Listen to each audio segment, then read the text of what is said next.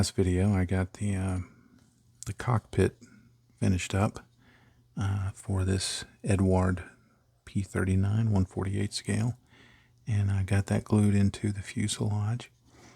And I also got the top of the wings glued onto the lower half, and the wheel wells in place and all of that. I went ahead and glued. There's some vents that go in here and some little doors that go over to. Glued that in, glued these vents in. But what I want to do now is, this video, I'm going to focus on the assembly and preparation of the model all the way up to priming, because I think that's an important step in my own model building. I'm not a big fan of construction. If I could bypass construction, I would. But that's not possible. So what I want to do is just show some of the things that as I'm going through the model build that I pay attention to in the construction to try and make the painting and the weathering more productive. Now, one of the first things that I think is important is not assembling too much of the model too soon. When it comes to addressing the seam lines, you'll see that these are not bad. There's generally a pretty decent glue bead on there that I can sand down. The fit was fairly good. It's a little bit of a step right here, but I can deal with that. So that's not going to be a problem. The leading edge of the wings are going to need a little more work, but again, they're not bad. Not all model kits will be this way.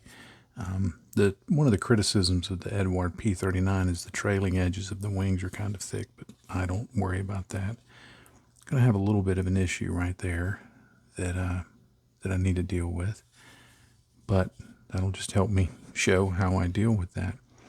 You'll notice that I did not put this part on here yet. The reason being is I'm going to have to do a lot of sanding right up here. And if I have that part in place, I may sand down the detail. It may mess with that a little bit. So I've not put it on in anticipation of that. I haven't put the canopy on yet, again, because I want to keep things off that might interfere with the initial sanding, because getting these seam lines treated in the wings, that's a real critical step in the final look of your model. Now, if you're building it to put it on your shelf and you're not really concerned about it and you just don't have time in your day to deal with seams, then don't worry about it. Nothing says you have to sand off the seams and get everything looking perfect. Nothing in the world says that. I will say, if you plan on entering it in a contest, and I'm not pushing for that, I'm not advocating that, I'm not saying you have to do that. I don't enter into contests. I never have, and I never will. Long story. Just something I don't do. But if you're going to enter it into a contest, I can guarantee you that one of the biggest criteria that's going to be judged is your seam work. So that's something to keep in mind, to factor into your own building. I do it just because I like to have a nice clean look. Now, another thing I do at this stage is I just test fit the wings to the fuselage. And I don't always expect it to go right into place on every build. This one's taking a little bit of work, which is actually, I think, a good thing, because it means it's a good, tight fit. So you see here, the two biggest areas that you have to deal with on aircraft is the trailing edge of the wing section and the fuselage join right there. Let me get this as a pointer. Right here, on any kit, you're going to have to somehow deal with this. This is another reason I say don't glue everything on until you get these seam lines dealt with, because you see right there is an area that could present a problem. Now, the way I tend to approach these is I look and I see what actually needs to be done. Because, for example, on this model, this seam line and this seam line don't line up. I don't know if they're supposed to. So I'm going to work on the assumption that they're not. And so what I can do is, my plan is I'm going to leave this line here and treat it as a seam line, and leave this line here and treat it as a seam line. So all I've got to do, unless I just want to ignore it, is just deal with this right here. But on this particular model, you could get away if you just kind of sand it so that it's smooth and then rescribe it, and essentially do the Pee Wee Herman. If you're old enough to remember Pee Wee Herman's movie or watch Pee Wee's Playhouse, you remember his line, "I meant to do that." Well, you could just look at it and say, "I meant to do that." But that's an area that you have to deal with. Every Spitfire ever built, I built 85 of them. This area, I don't care how good the kit was, that no matter how good the fit was, this area of a Spitfire was always difficult to deal with. But the other major area that you usually have to deal with wings is here at the wing root. Now, as I get to where I'm gluing those on, I'll talk in more detail. But when you're first just doing your dry fitting, just take a look at it and see how does it look. And on this side, it looks pretty good. There's a little bit of a step there, but I'm not too worried about that because that won't be too difficult to deal with. In some part, you can get rid of that just by, hear the popping? If I clamp that down and glue it, it's going to take care of most of that step. I could sand some off the bottom, and I may end up doing that. We'll see. But right here, there's a little bit more of a step. Just a little bit of a gap. But in doing some testing before doing this filming, I found that what really needs to happen is the dihedral is off just a little bit, and if I bring the dihedral in line so that it is the same on both wings, it'll fix that. See how when I pull that up, how it just fixes that little gap? You see how that works? That's all I've got to do, and it gets the dihedral right, and it gets the wings looking even. So all of those are things that I have to take into consideration as I'm working on the airframe assembly. But for now, I'm going to start with the sanding of the seams. Now, pretty much any time that I'm sanding a fuselage, there's going to be some panel lines that cross over where I'm going to sand, and there may be little access hatches or things like that. So the sanding process is very likely going to obliterate those details. So one of the things I like to do is I like to deepen those before I start the sanding, rather than try and always restore them afterwards. I'd like to have it preserved at the end of the sanding rather than try and add it back in if I can. So here's a couple of things that I do to accomplish that. Now, I like to use a razor saw like this, and all I'll do, and I'm not going to be able to do much of this on camera because I can hardly see what I'm doing between my bad eyesight and the camera. But what I do is I just put it in the panel line, and I just take it across the spine of the fuselage, and I just kind of deepen that. Now, how deep should you go? I mean, you don't want to, saw through the plastic, but over time, with experience, you'll see how much depth you generally need to sand away for any particular seam line. I mean, essentially, to kind of get technical about it, you want the depth of what you're going to saw in here to be slightly deeper than what you're going to have to sand away here. Now, you have to kind of eyeball that. And what I do is, while I'm sanding, is if I see that the panel line is about to go away, if I'm having to really dig in there to get it, I'll stop, reestablish the panel line, and that'll help it stay viable. Now, there's also little access hatches like that, and I do them in one of several ways. And I'm going to have to, again, I'm going to have to do this off camera to see what I'm doing. But Sometimes I'll go in with a needle and a pin vise, and I'll just deepen that like this to make sure that it's established. If it's a larger panel, quite often what I'll do is I'll put a piece of tape over it, and I'll cut out an outline of it, pull the excess off, and take that tape template and just kind of move it down the model in the same relative position that it needs to be in, and just stick it there.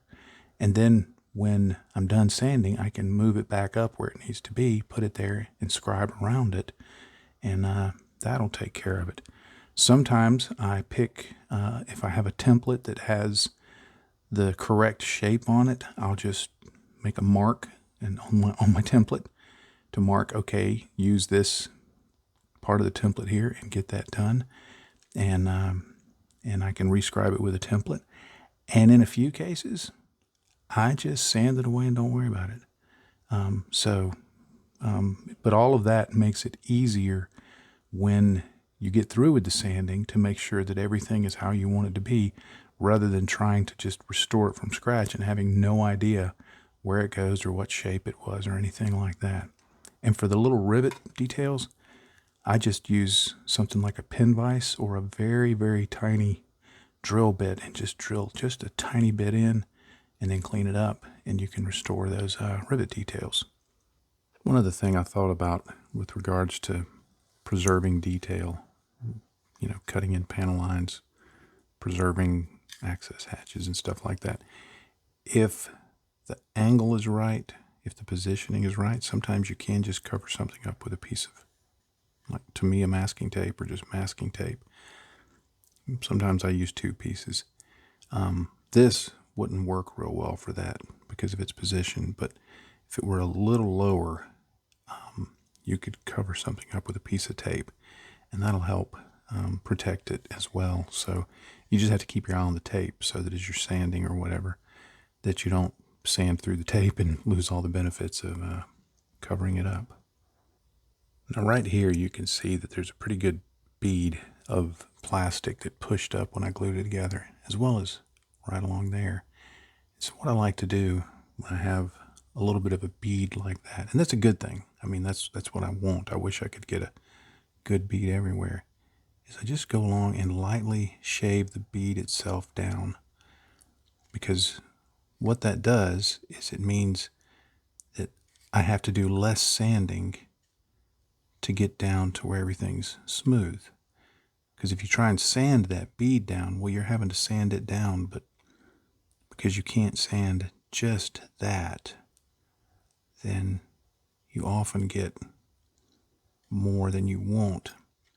And so all I do is just kind of lightly scrape along like that. You see I'm barely pulling anything up, but it makes a difference. And I'm not using a new blade. This is an old blade. I rarely change my blades anymore unless I'm doing canopy masking or something like that, because I find that I just get better control with an old blade, slightly dull blade, than with a new blade. See that, where they came off just like that? It's just a good way to get it cleaned up easily without having to do a lot of sanding. Another little, I don't know if you call it trick, but something I do, as I'm working on these seam lines, I constantly just run my fingernail across it like that.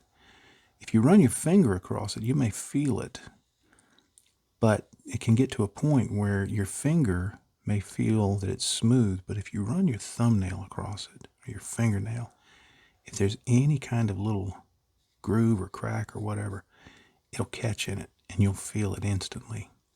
So that's something that I use a lot to just see how a seam is going, because it can be deceptive.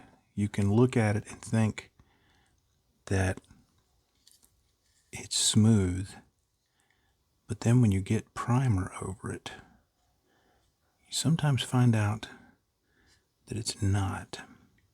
So that's something to look out for. Now, my preference when doing sanding is to use a sanding stick like this. I find it easier and quicker. I normally do wet sanding. I dip the sanding stick in my cup of water and dab a little off and then just sand like that. It just helps it work better. But that's me. You do what you want. But I like these because they're flexible and it's easier to keep the curve, because one of the things that I try to never do when I'm sanding, say, along the spine of an aircraft, is alter the shape too much. It can be very easy to flat spot it. And once you flat spot it, it's really hard to reestablish a good shape to it.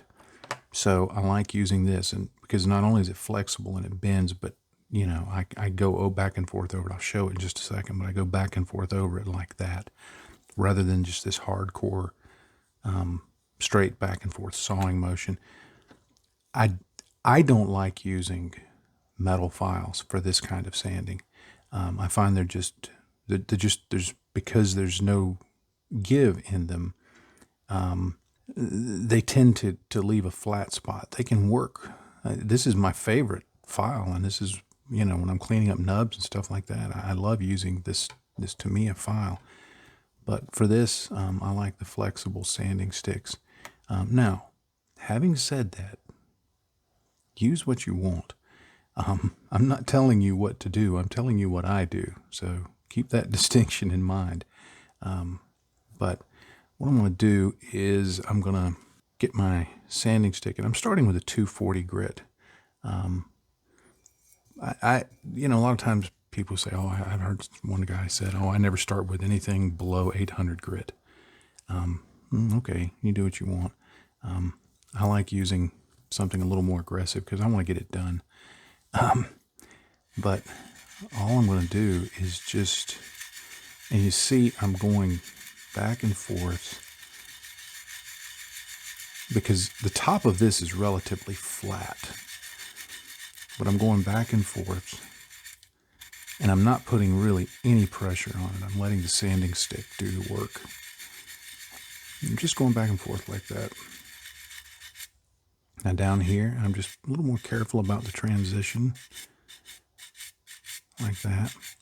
And then I start seeing how much am I going to have to do to get rid of that seam. I could put filler in from the beginning, but sometimes it's not needed because this is a good join here. It's just got a little bit of a lip to it, and you can see where the worst part of the gaps are because the dust will fill it up, and you'll see that little white streak appear. Here's where I'll just come in and I'll take my thumb and I'll clear off the dust, and then I just feel it, you know. And where's it at? What's it doing? Sometimes I'll even just take some paint, just some plain acrylic paint, and just paint along it, because the paint will get down in the crack. See how the paint right there is showing through? You'll know that when the paint is gone, that you've gotten down far enough. All right, now I'm switching from a 240 grit to a 400 grit. I got the seam line pretty much smoothed out. Now I'm wanting to move away from clearing up the seam line to smoothing the plastic out. So I'm just barely putting any pressure on it. And I'm just going back and forth and back and forth. The benefit of the wet sanding here is that it actually uses the material that comes up, because it kind of sticks to the sanding stick. It actually works like it does its own sanding. Now, you see, polishing it down, it exposed. Can you see? I don't know if you can see it on camera. There's a little white area right there that lets me know that there's just a hint of a crack right there. So I'm going to go back to my 240, and I'm going to work that area a little more. It's just the barest hint of it. And then I'm going to come back to my 400, do it again, flip it over. These sanding sticks are probably getting near the end of their life, useful life. So we'll send them to a farm in upstate New York. That's a joke. Say now that little area is gone. Now this area here, this is paint. So that's paint that was in the glue joint. So that's okay. That's okay. But as long as I'm not seeing any dust collecting, that's what I'm looking for. Now I'll finish it off with 800 grit and just lightly buffing it just to keep it fairly smooth. That 400 grit probably was smooth enough, but just to make sure, I'm going to go with this 800 grit. And you can get up close and look and see, you know, if you see little tiny micro scratches, you can keep buffing those out. But that should do the trick. You have to kind of look to see if there's any discoloration or anything like that, because sometimes it can look smooth, but then you get primer over it and you see it's not. If that's the case, then you may want to put some kind of filler in or something like that for that one little spot, and get that cleaned up. Now, one thing I want to take a brief rabbit trail and talk about is I hear folks, I've heard folks talk about for years, they'll ask me about a primer and they'll say, is it a microfiller? Is it a microfiller? And I think people put too much stock in microfilling capabilities. What microfilling is if you have, let's say you're sanding along the, you know, you're doing some light sanding on the surface of the wing because you just want it to be smooth. Maybe you're going to do a metal finish or something, and there'll just be some tiny little surface scratches, you know, something that's just the barest. See, like I just introduced a little scratch there, just the barest scratch. Some primers are stout enough, for lack of a better word, that when you airbrush them over the surface, then they have enough body that they will kind of fill that in.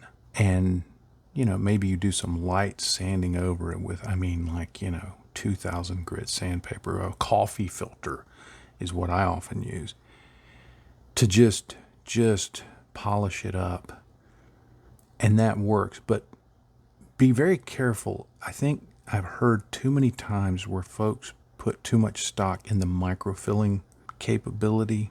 I mean, one time in talking with somebody at a local shop that I go to, they had brought in a model, and they had an area that looked about like that.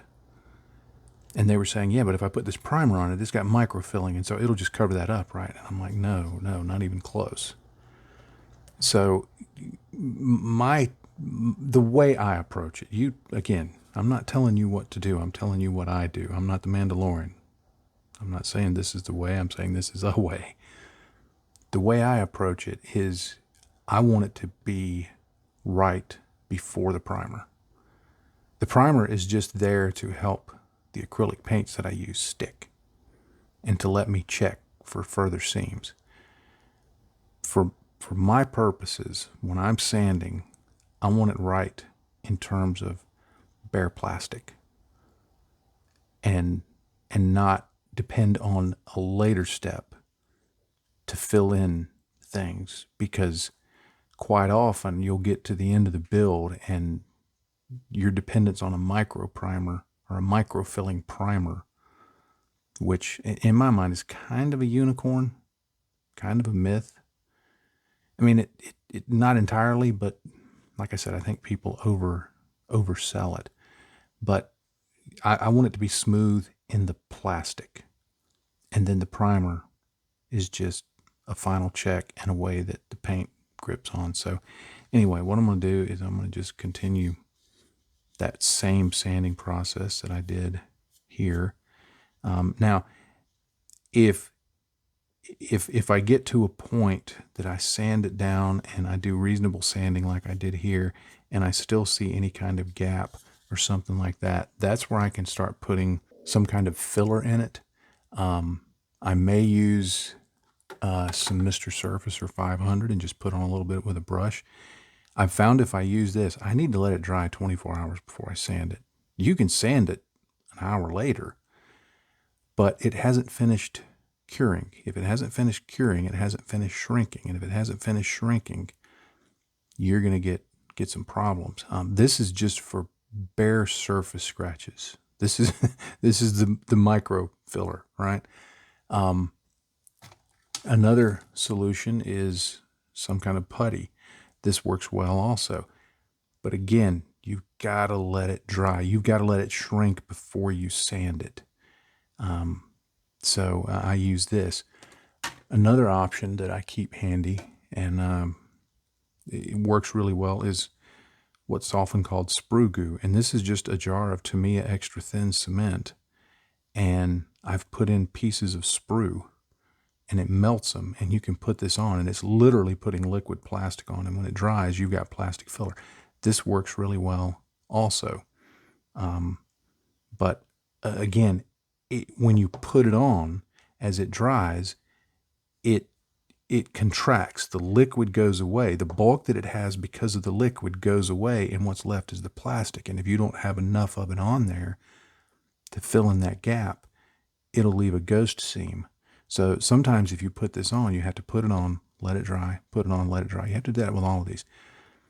I've not found a solution other than super glue that allows me to put something in a crack or a seam and then immediately begin sanding it. You can use super glue.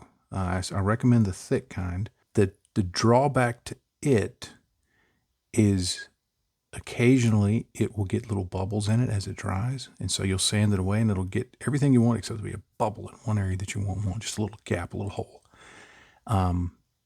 And if you have to restore panel lines across it, a lot of times super glue, because it's kind of brittle, will crack. So all of them have good use. All of these that I've talked about and shown have good use. But I've never found a single one that I thought, this is the one product that I need. I keep all of these on hand so that as I'm looking at it, like on the top of this, if it just looked a little rough, I would probably go with Mr. Surfacer just to, you know, I just paint it on the top and then lightly sand it down and make sure that was good. If there was a little bit of a crack, I'd probably use just a very little bit, maybe this or this. If it was in this open area like this where there's no other detail, I might go with the super glue. This is easy to apply and works really well, so there's a lot of places that I use this.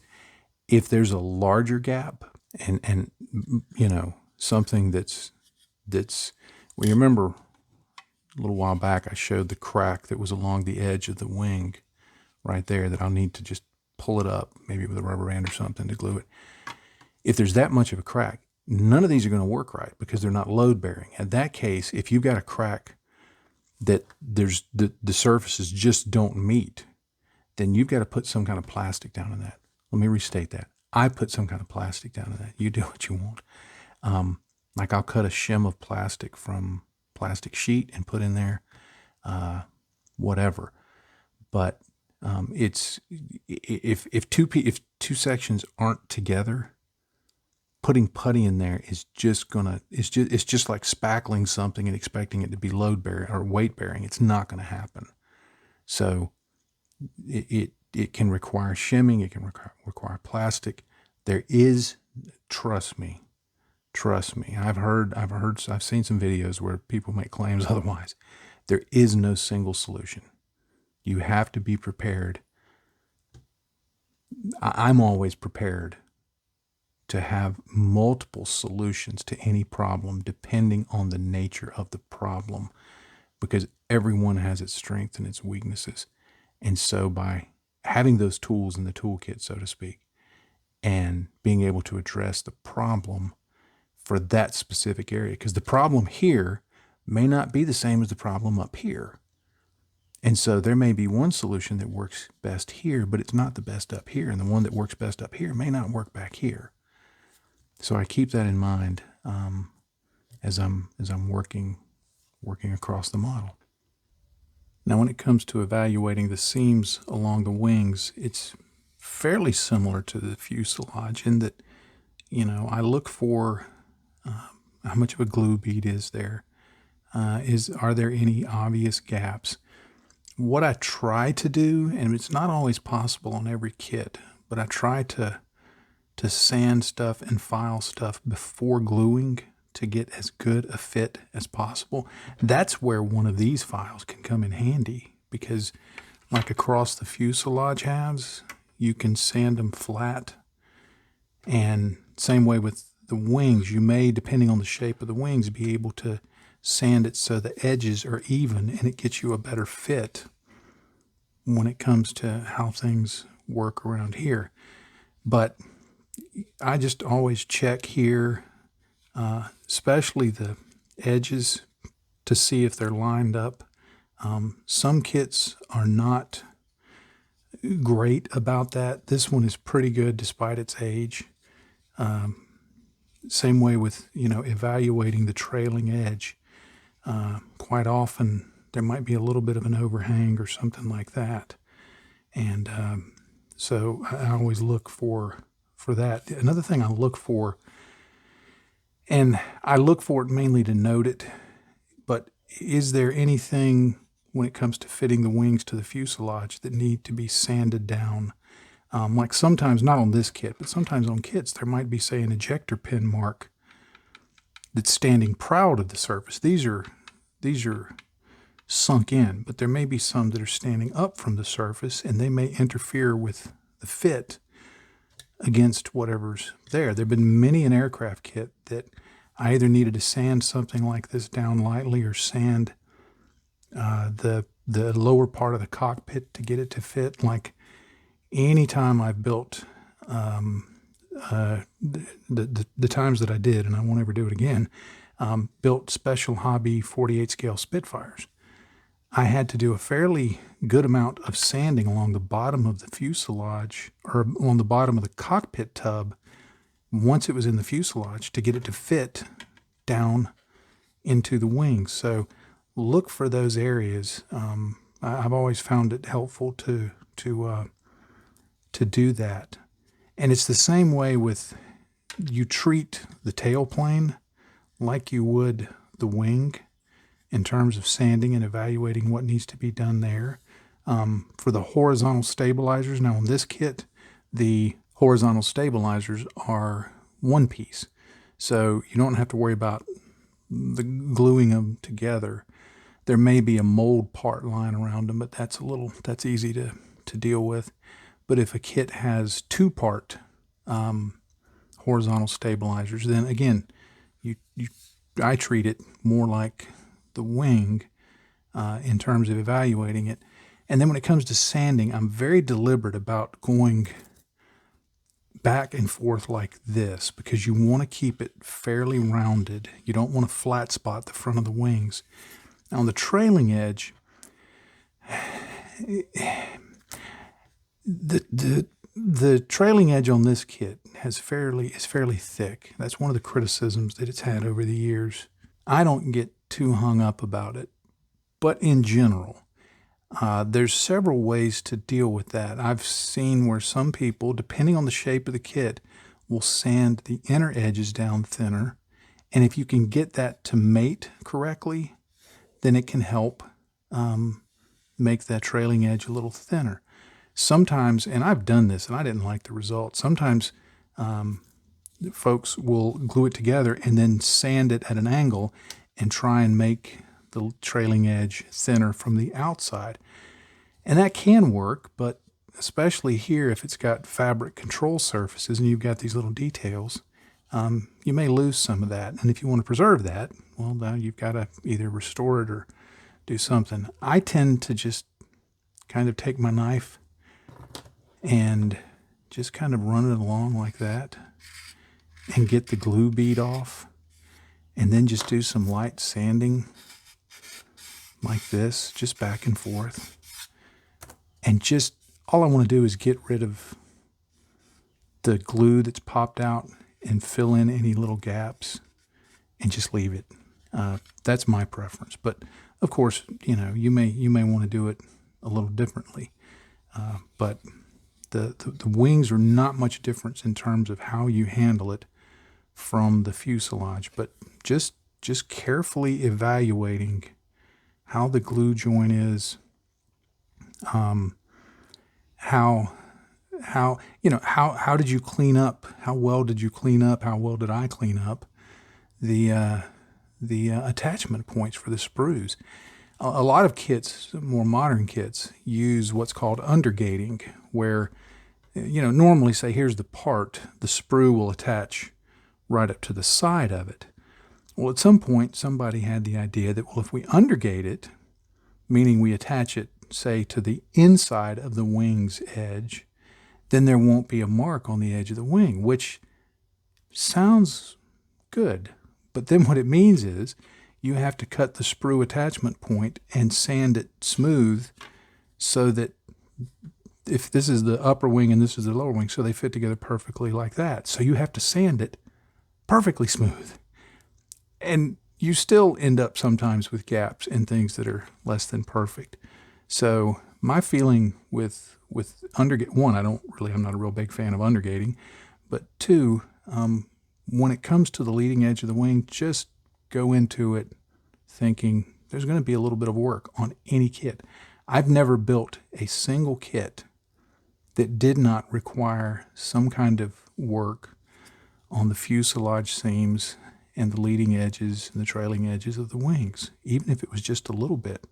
Every now and then somebody will release a kit that the lower edge of the wing is built into the upper edge. So the theory being that you put the lower wing in and it fits, and now you've got this nice sharp edge.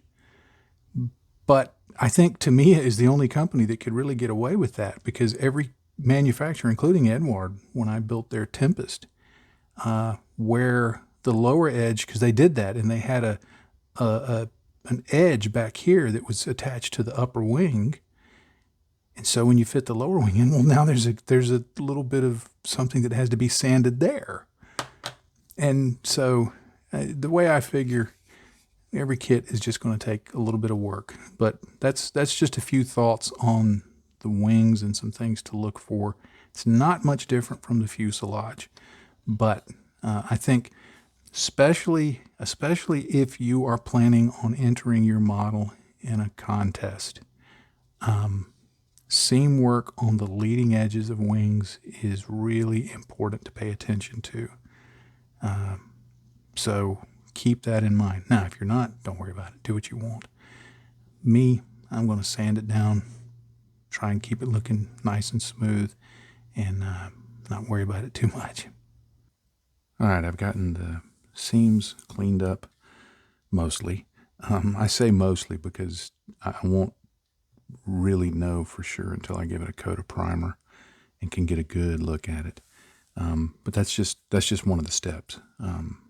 It looks good in terms of, you know, me looking at it and examining it and doing all those things. But I'll know for sure once I get a coat of primer on it. But the next step I want to do is to get the wing mounted onto the fuselage. Now, I'd shown this a little bit before, so I know there's going to be a little bit of a gap over here, and there had been a little bit of resistance when I tried to put it on just back here at this back part. Now, one of the things that I had noticed early on, but I left for now so that I could show, was that if you look very carefully right back here, hang on, let me see if I can get it in focus. Do you see right along there, there's the tiniest bit of flash.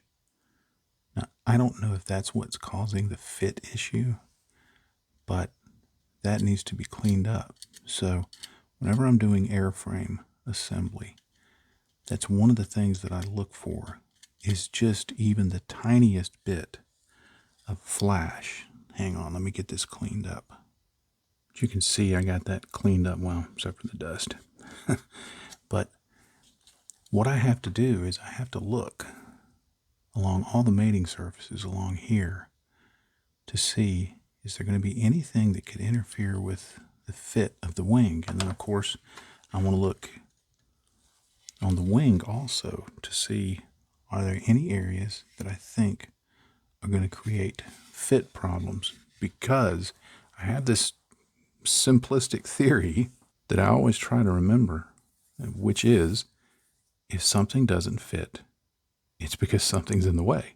I mean, it sounds really overly simplistic, kind of a duh statement, but you'd be surprised the number of times as I'm if I'm struggling with something, that I go, well, remember, something doesn't fit, there's probably something in the way. And so I look for what's in the way.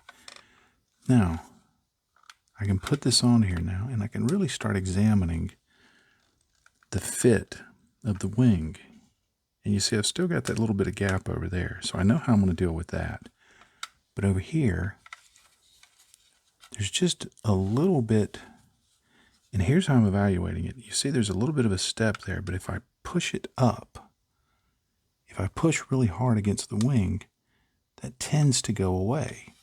So I'm going to work on the theory that this lower edge here is creating a bit of a fit issue, that it's just not, it's a little too thick to deal with. So in this case, what I'm going to do is I'm going to use, where's my Tamiya file? I'm going to use my Tamiya file, and I'm just going to start, now I'm going to have to do this off camera so I can see what I'm doing, but I'm going to start right about here, and I'm just going to shave some of that back like this, just a little bit. And then each time I do that, I'll put the wing back on and test how much that changed it. Now, if I do it a few times and see that it's making no difference, then I'll know that the problem is not this. It's somewhere else. Probably. Sometimes these things can be a mystery to track down. But let me get this sanded back a little bit and see if that resolves that little bit of issue right there. Now, that sanding, that cutting away, improved the fit a little bit. It still pops away just a little. But I think what's happening is the thickness of that trailing edge right there. You see where it opens up right there? I think this is as solved as I can get this, because I'm not having to use very much pressure at all to close that. And I'm okay with that, because if you have to use a lot of pressure, then that means when you glue it, even if it dries in place, there's going to be stress there. And sometime later, if you are like putting some wash on the model and you're bearing down with a Q-tip, that can pop. But that little bit of pressure that it takes to get it just right now is acceptable. And how do I know that? That just comes from experience. This is why repetition of building is so important. But I've got that in there pretty good, because what I had to be careful to do is to not over sand right here, because if I would have sanded away too much right there, then this part of the wing right here would not have come together, to quote the Beatles, and been able to fit. And this will be another area that I know that, okay, I can get that close enough, and then I can fill that with a little bit of putty, because you see there's a little bit of a gap right there, a little bit of a crack, so I want to clean that up. So that gets that wing good. And now what I want to do is I want to glue the wing on this side and under here, right under there, and then I'm going to work on this.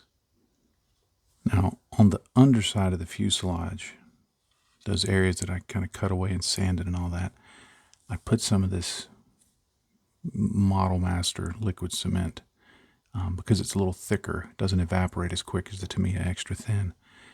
And you can use other cements like that, but I like that because I can put that in there and then put the wing on and then mess around with the fit a little bit. And that starts creating a good glue bond. And then once I get it on there, then I put in the Tamiya Extra Thin along the cracks here, along here, all around, and just let that flow in. Now, sometimes I like to clamp things and let them dry, but sometimes there is nothing better if you're wanting to get things to dry with a good tight fit. See how that's tightened up back there? Because glue, quick side note, glue, especially Tamiya Extra Thin, also kind of acts as weirdly as I guess you'd say a plastic lubricant, and things just fit better quite often when you've put a little glue on. But anyway, sometimes I just sit here and hold it for up to 15 minutes to let this glue set, because this is gonna hold it better than any clamp can hold it. And you're thinking, yeah, but you just sit there for 15 minutes. We can survive. We don't have to always be on our phone or texting someone or listening to a podcast. Sometimes I like to just sit and think and watch my model dry. And I find that part of the very pleasant process that is this hobby. So maybe you can do that too. Let me let this dry a little bit. All right, that's had enough time to set. So now what I want to do is I want to address this gap right there, because you can see that's a reasonably significant gap that needs to be dealt with. Now, what I have to figure out is if this gap is just something that needs to be filled with a tiny shim of plastic to give it some strength and then maybe some sprue goo put over it, or I need to check the dihedral of the wings. Dihedral is, if you're looking at an airplane head on, let's say these are the wings. If it's even, that's a flat. There's no dihedral. If they kind of tilt up a bit out towards the wingtips, that's dihedral. If they tilt down, it's anhedral. If you've ever looked at the tail planes on, say, an F4 Phantom, an F4 Phantom's got all examples of it. The main part of the wings are flat. The outer part of the wings have dihedral. The tail planes have anhedral. So that's what those terms are. But I want to check the dihedral of the wings, the angle of the wings. So what I do, let me see if I can get it lined up here. You'll notice this grid on my very battered mat. I need to replace this one day. You'll notice the grid here. What I often do is when I want to check the dihedral, let me see if I can get it centered. Now, because of the camera focus, you won't be able to see it like I see it. But I line the vertical stabilizer up with one of these grids like this, and I look at it straight on, and I make sure that I'm looking at that this whole area here is lined up with that, because I want to get it as precise as I can. And then I look to see where this outer wing, and again, let me pull the camera back. Hang on. Might show it a little better. There, maybe this will work a little better. But I look at it head on, and then I just push the model back until this outer wingtip visually touches one of these grid lines. And then I just look at the other one. And I see, and I'm having to look over the camera here. So pardon me while this goes a little wonky, because I'm doing it for me to see it, not for you. But what I see, and I know this because I've done it, but I'm showing you my process. What I see is that this outer wingtip is slightly lower than this one, which accounts for that gap. So whether it's due to part warpage or it's just the way it is, or whatever, what I know is that to fix the dihedral and the gap, I just need to have this wing pulled up and then glue it. That'll hold it in place. So the way I do that, grab some trusty Tamiya tape. Now I'm almost out of this roll, but I've got another one standing by. And what I do here is I'm going to put a good length of it right down here. Don't skimp with tape. Tape is cheap. Use it. And I'm going to burnish it down. I did not detack this because there's no paint. I don't care if anything comes up. I burnish it down really good because I want it to stick. And then I pull on that wing to close that gap. Now you have to be careful about this part because you don't want to pick up any pieces of the cockpit. But let me pull this off of here. Hang on. Okay, so I'm going to pull this up and I'm going to bring this across here. I'm going to pull that tape tight and I'm going to bring it down like that. And you see now it's closed that. And if I check, he looks like he's so embarrassed. Why do you have me blindfolded? Yes, I talk to my models. But now what I'm going to do is I'm going to go back and I'm going to do the same check of the dihedral. And I want to see that it's much closer. In fact, I need to relax it just a little bit so that it's not too much. Let me check it now. Well, that's probably as close as I'm going to get it. There's always a little back and forth that has to happen with this process. And I'm sure that somebody could get it just right.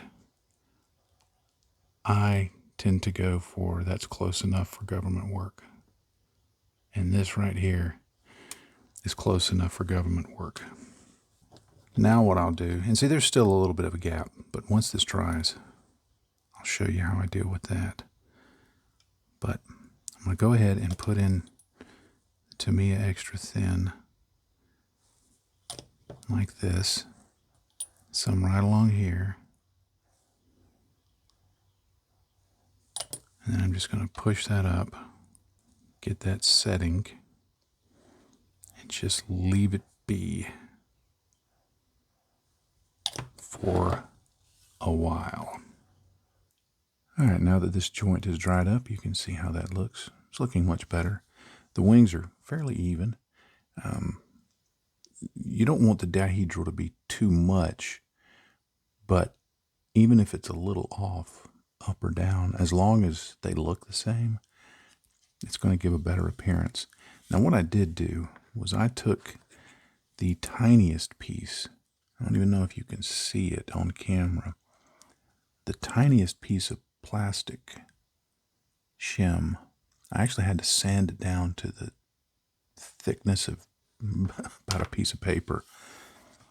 And I stuck it in the tiny little gap that was there.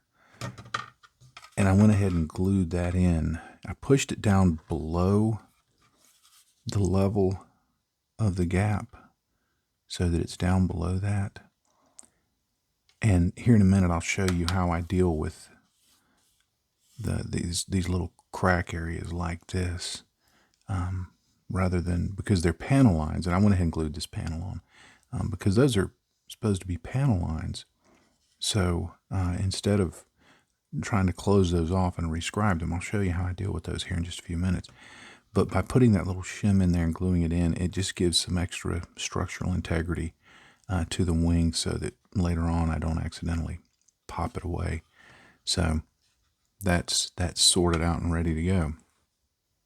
Now the next thing I want to do is to do the tail planes, the horizontal stabilizers, and I've got them right here. Now they look identical, but I always mark them left and right because there have been enough times over the years that I would find out that, okay, they're not identical. Like in this situation, notice that the left one has a trim tab right here. The right one doesn't. That makes a difference, but I often won't remember that, okay, the left one has the trim tab, but I can remember L and I can remember R. And then I do this with Sharpie marker, I do clean that up, just a little bit of alcohol on a Q-tip before proceeding with priming, because that ink, believe it or not, will float up through paint, and you'll end up after a few weeks with an R and an L on your model. So I want to glue on the tail planes. So of course the first thing I do with any part that I'm gluing on is I just test fit it, and these fit really well. I would prefer, there's a few manufacturers that when they make their tail planes, they actually have tabs that interlock, so when you put them in, they just lock together at generally the right angle. But we'll work with what we got. So the first thing I want to do, of course, is glue them in place. But when I glue them in place, I want to make sure to adjust them so that, much like the wings, that when I look at them, when I line them up on my grid here, that they are level. There's several conditions I want. I want them to be level with each other. I want them to be perpendicular to the horizontal stabilizer or the vertical stabilizer. And I want them to be, this is where, if I've done a good job with the dihedral, I want them to look fairly consistent with the wings. So it should all be symmetrical. And you can't just glue them on and assume that the manufacturer's engineering is going to take care of it. So let me show you how I do that. Now, the first thing I do, and I'm not going to go into this in great detail, is I just put some glue on the tabs like this, and I glue them in place. Now I'll just add a little along the join. Now once I've got that on there, I'll just give them a good push. Just a real good push. This To Me Extra Thin melts the plastic, and it starts gripping fairly quick. So I want it to be set in place fairly well, but it still has working time. Now what I do, now this is not going to necessarily line up for the camera because I'm having to look at it. I'm looking, the camera is, the lens is right, well, here, I guess, but on my, it's actually up here. And I'm looking over it's actually my phone, it's not a camera. I'm looking over my phone, so it may not line up for you. But what I'm doing is I'm holding, let me see if I can focus in and show. I'm holding the vertical stabilizer along there, and I'm trying to line it up. I line the vertical stabilizer up, and then see how the tail planes aren't exactly even? I want to adjust them so that they are, so that the vertical stabilizers line up here and the horizontal tail planes are lined up here. So when I look at it like this, I see that they're slightly off. So what I do, I notice that the one, and now I'm looking at it so I can see it. I notice that the one on this side, what is that? That's the left side, is a bit high, and the one on the right side is a bit low. So what I do is I take a piece of poster putty like this, and I put it right there very gently, and I just push it up against the vertical stabilizer, not the horizontal stabilizer, the vertical stabilizer. And then I just kind of squeeze down on it like that. And then on this side, I'm going to put one against the fuselage because it needs to go up a little bit. And I'm going to push it against the side, and then I'm just going to push it up like that. And then what I do is, as I'm looking over the front, I just make little adjustments to see, and I push down like that on the poster putty, which makes incremental changes to the angle of the tail plane. Now let me look at it for me. And okay, it's almost there. This one's got to come down a little more. And this is one of the few areas that I actually try to be fairly precise, just because I find the process fun. Nope, it still didn't do it. Let's put you a little more shoving right there. But it's just a process of very small incremental changes. Sometimes I have to reach over and just kind of, okay, let me just push it down. Because this one on the left side is being a little more problematic. But eventually you get to a point where, and I don't know if it'll show up well on camera for you, but you get to a point where they're even. Is that showing up? Yeah, see, they're fairly even there. Now I look at it to see how does the whole thing look. Hold on, let me readjust the angle of the camera. Now I look at the whole thing to just see how does it all look. It looks fairly symmetrical. You can tell that there's a little bit of misalignment. The dihedral of the wings looks correct, but the tail planes seem that the angle of the tail plane between this one and this one seem a little off, but rather than this one and this one. Now, at this point, there's not a whole lot I can do about it, because some of that can be due to manufacturing warpage. It can be due to misalignment of parts. It can just be due to, the way things are. I mean, just the nature of the plastic itself. I think, I see what happened. This tail plane has popped back up. This is where this poster putty is really helpful, because you can just keep making adjustments to it until you get it just right. Yeah. The glue tends to want to push it back to the first position it was in. So it's definitely a back and forth process. It's even harder to do on camera. But anyway, that's the process that I go through on the tail planes. I'm going to let it sit for about 3 or 4 minutes and then make some adjustments. The Tamiya extra thin will still be viable enough that I can do that a couple more times. So now the process I need to show you now, and this will be the last part of the video. I know this video has gone long, but honestly, I'd rather a video be helpful than entertaining and fitting the algorithm. And this is just how much time I think it's taken to talk about all this stuff. But I want to just seal up these little cracks here. And I want to do it in such a way that it preserves their presentation as a panel line, but I don't want the crack to go all the way through, to be too deep. And so what I'm going to show you, and you've probably, if you've kept up with my stuff, you've probably seen it before, but maybe not. What I'm going to show you, I'm going to do along here, along here, along here, and eventually back along there when they dry. In any other areas that I just find there's a little crack that should be a panel line, but I want to fill it in so that it'll hold a wash, and it's just not a crack all the way through, a hairline crack.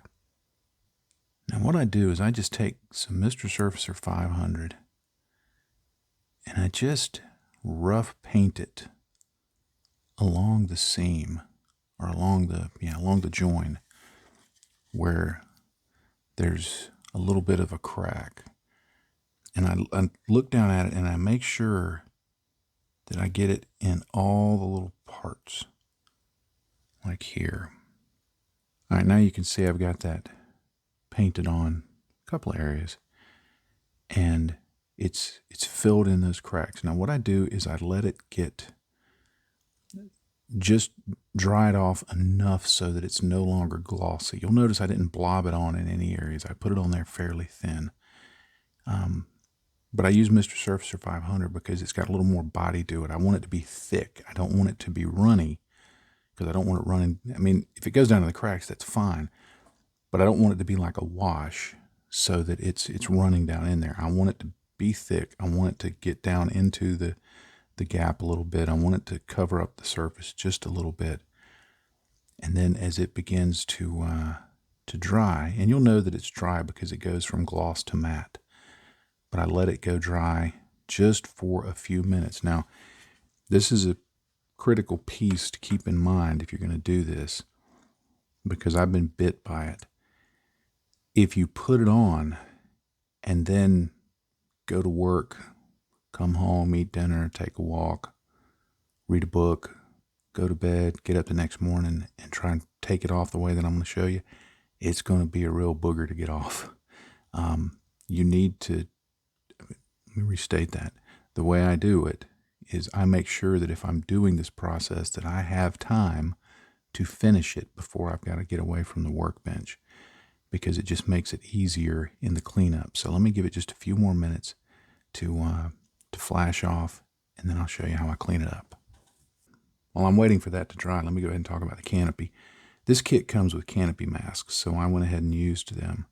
And they're pretty good. There were a couple of places I had to trim them that they didn't fit precisely, but that's okay. It's just basically the same type of material as Tamiya tape.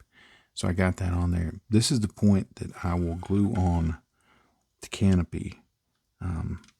Now, I would recommend that if you're going to do test fitting, that you test fit it before you mask it, because sometimes you may need to make adjustments. You may need to do some light sanding around the edge of the canopy or around the edge of the airframe itself to make sure that it fits well. Be very careful. Clear parts shatter easy, so be very careful in handling that.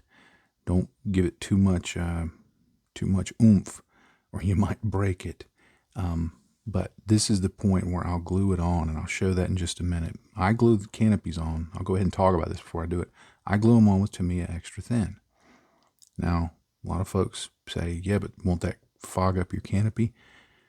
Not if you do it right. Here's what I mean. If I get a little bit of the glue on my applicator brush and just touch it along the bottom edge here, it's going to flow along that edge, but it's not going to crawl up on the canopy. Now, you can't get a giant blob on your brush. You know, you can't just stick it down in there and shake it around and get you a giant blob like that. You gotta make sure that you get most of it off and just do it a little at a time. And you'll see it flow. When you touch it, you'll see it flow along there. And just touch it to the bottom. And as long as it's clear part on plastic, so that it's a butt joint like that, it's going to flow nicely. Now, if an area, and any area, if there's a tiny area of fogging, that's going to be behind the canopy framing. Now, if there's an area where the canopy goes directly down to the plastic and there's no framing, that's where you've got to really be careful about using this method. Sometimes with that, what I'll do is I'll glue the Tamiya, I'll use Tamiya glue where there's framing that's going to mask any fogging that might happen right at the edge. And any place that there's not framing, once the canopy's set in place, then I'll just flow in some PVA glue or something like that to finish the seal off. But in this case, because it's fairly open, it's worked for me. Now, this is not something I've done once or twice. This is something I've done on hundreds of aircraft models. It has worked for me. If you're hearing this and you're saying, yeah, but I still don't feel comfortable with doing it, then don't do it. Don't ever let anybody's advice talk you into doing something that you don't really feel comfortable doing. Just because some idiot on YouTube, and I count myself as an idiot on YouTube because I are an idiot on YouTube, just because an idiot on YouTube says it doesn't mean it's going to work for everybody, or doesn't mean that they've not, there might be something that's assumed knowledge on my part that I may fail to convey that's going to trip you up. Now, in this instance, I don't think I've missed out on any details, but, use it as you feel comfortable. I've done it on hundreds of aircraft. I feel very comfortable doing it. I don't have a problem doing it.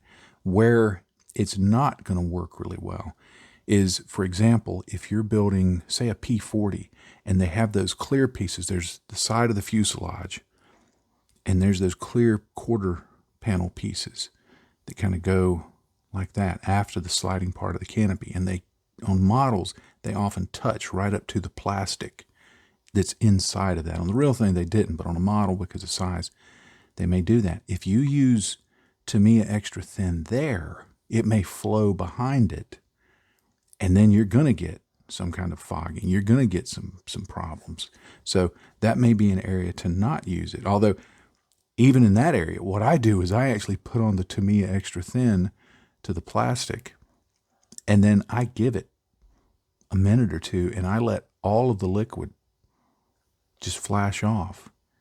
And I can put the piece up there because the plastic is now soft, and I can put it up there and the plastic will hold it in. But again, you do what you feel comfortable with, rather than, again, to repeat myself, to do what some idiot on YouTube suggests. So, but I'll be gluing this on with Tamiya extra thin. All right, this has gotten dry enough that I'm going to go ahead and show you the cleanup. Now what I've got a Q-tip, and I've got this little bottle cap, and I just put in some alcohol. Just some, I think this is the 91% kind. And all I'm going to do is just go along here and begin wiping that Mr. Surfacer with the alcohol. Now I'm not putting a lot of pressure on it at all. And at first, not much will happen, but then it will start pulling that up. And I'm rotating the Q-tip as I do this. And every now and then I'll just switch ends, wet that end in the alcohol, and just start working this up. I'm not bearing down because I don't want to get down into that crack. But you see how it's leaving the Mr. Surfacer in the crack, and I can get it off the surface very easily. Now, there are a few panel lines that it's also filling in. That's okay. Those are easy to rescribe in. I'll just take my my pointy needle here and clean those out. But this is a really, really great way to close up those gaps. And yet you don't have to go back and do a lot of rescribing. And because I've known folks that would take Tamiya putty and they would sand that stuff till it was smooth as a baby's butt. And then they would try and rescribe it all. And to me, that's just a lot of extra work that probably don't need to happen.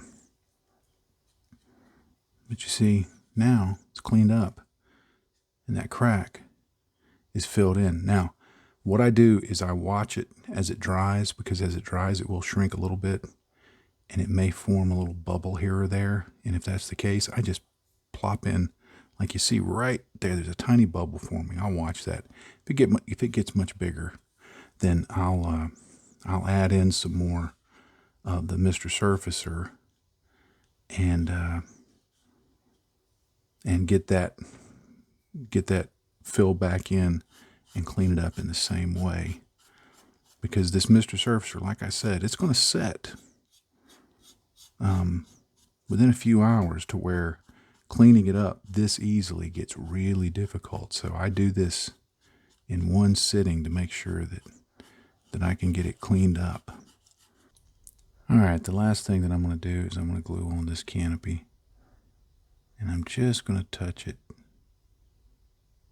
right along there, like that, and it'll generally flow. And once I get that first bit in, I'm going to push it down. That'll start holding it in place. I'm just going to touch it here. I don't know if it shows up on camera, but you can actually see, when I touch it, you can kind of see it flowing underneath. It just kind of slightly changes the color.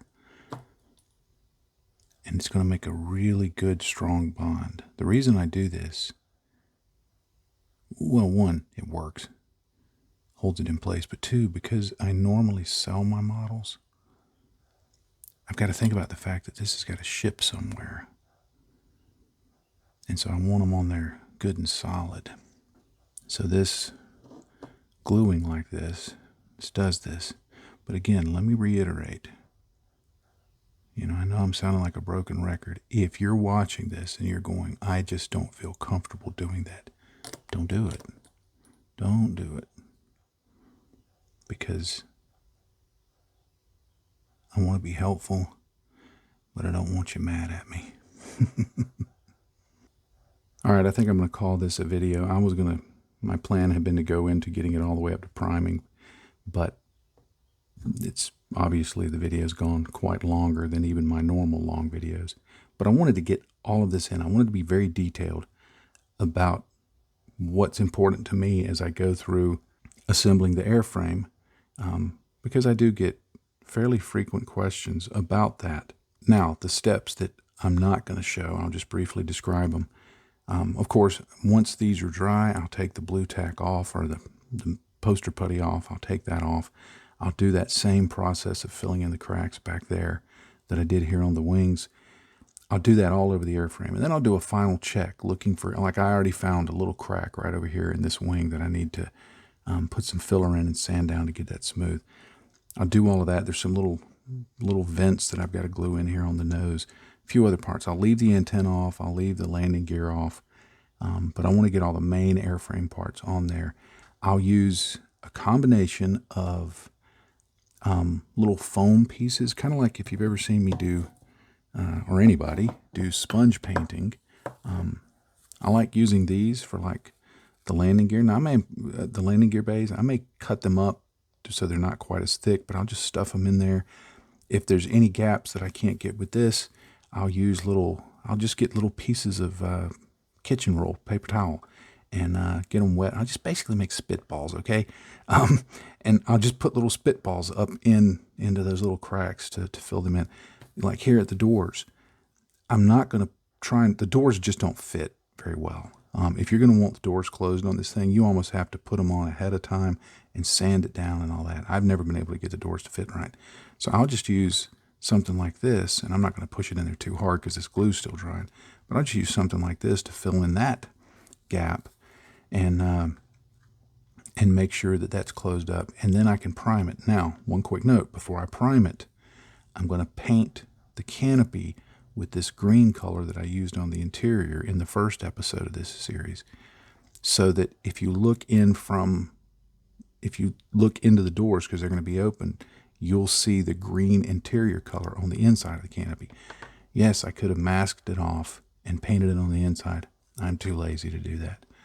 I've never done that. I think I did that twice on a model and just found that while it looked pretty good, it just didn't do anything for me. So, but I'll paint this green and then I'll go over it with my primer, and then be ready to paint the model.